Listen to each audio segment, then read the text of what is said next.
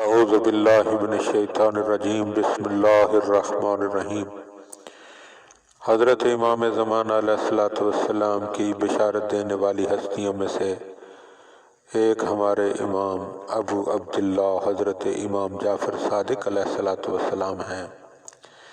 آپ علیہ السلام نے فرمایا، ہر بندے کی ایک دولت ہوتی اور اس کی حفاظت کرتا ہے، اور ہماری دولت آخری زمانے میں ظاہر ہوگی۔ اور صفوان بن مہران سے اور انہوں نے امام جعفر صادق علیہ السلام سے روایت کی ہے کہ امام علیہ السلام نے فرمایا، جو شخص تمام ائمہ کا اقرار کرے اور مہدی علیہ السلام کا انکار کرے تو وہ ایسے ہے جیسے اس نے تمام انبیاء کا انکار کیا اور حضرت محمد مصطفیٰ صلی اللہ علیہ وآلہ وسلم اور ان کی نبوت کا انکار کیا۔ آپ سے پوچھا گیا، اے فرزند رسول، مہدی کون ہیں؟ کیا آپ کی اولاد میں سے ہیں؟ آپ نے فرمایا، وہ میرے ساتویں امام بیٹے کے 5ویں فرزند ہیں، اور تم لوگوں سے غائب ہوں گے اور تمہارے لیے ان کا نام لینا جائز نہ ہوگا۔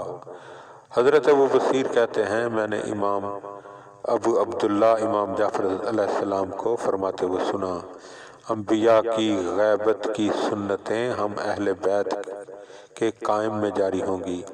بالکل اسی طرح بغیر کسی رد و بدل کے ابو بصیر نے عرض کی، میں نے امام علیہ السلام سے پوچھا، اے فرزند پیغمبر، آپ اہل بیت میں سے قائم کون ہیں؟ امام علیہ السلام نے فرمایا، اے ابو بصیر، وہ میرے بیٹے موسیٰ کاظم کے 5ویں بیٹے ہیں، آپ کی ماؤں کی سردار کے بیٹے ہیں۔